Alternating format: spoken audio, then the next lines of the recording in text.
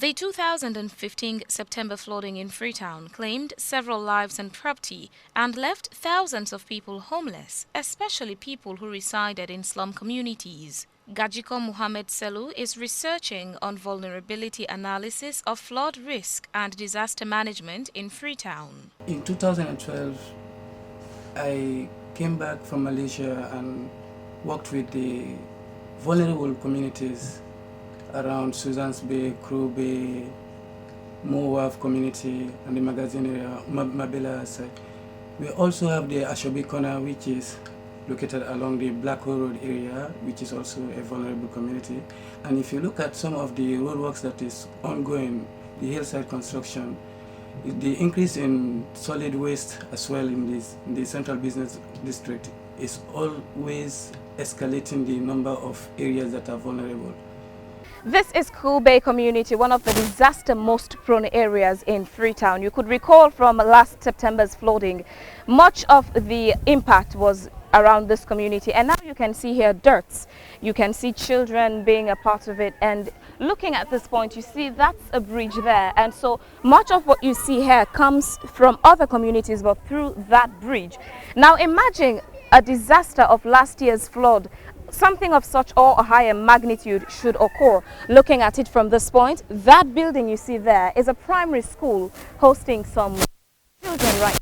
So imagine this year, well, this is the dry season already, and look at the proximity of the water and the dirt to the school there, and even to the closest house to the water.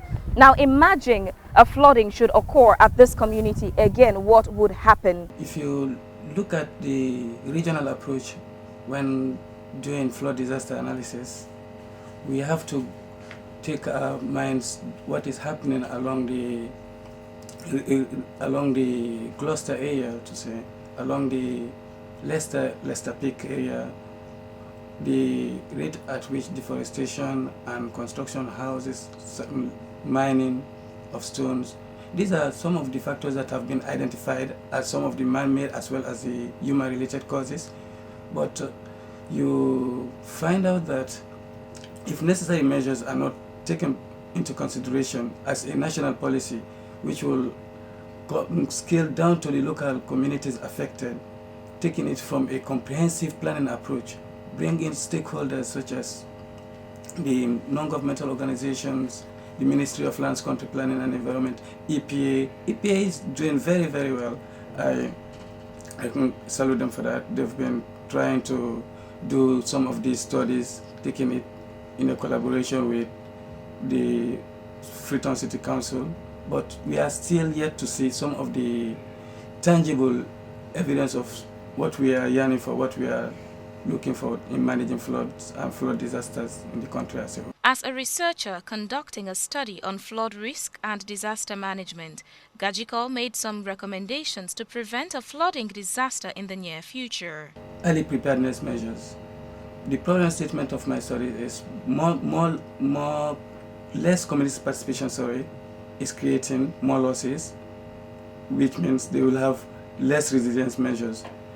So for them to have more resilience measures, they have to come together as a community. That community approach, that community development approach should be imbibed as a culture among Sierra Leoneans, that early preparedness measures can help bring up NGOs to prepare with them, give them some of the logistics needed to prevent floods. We've had signs from the previous 2 rains that have fallen so far, and we've got warnings from people who are researchers and who monitor the climate change and weather conditions.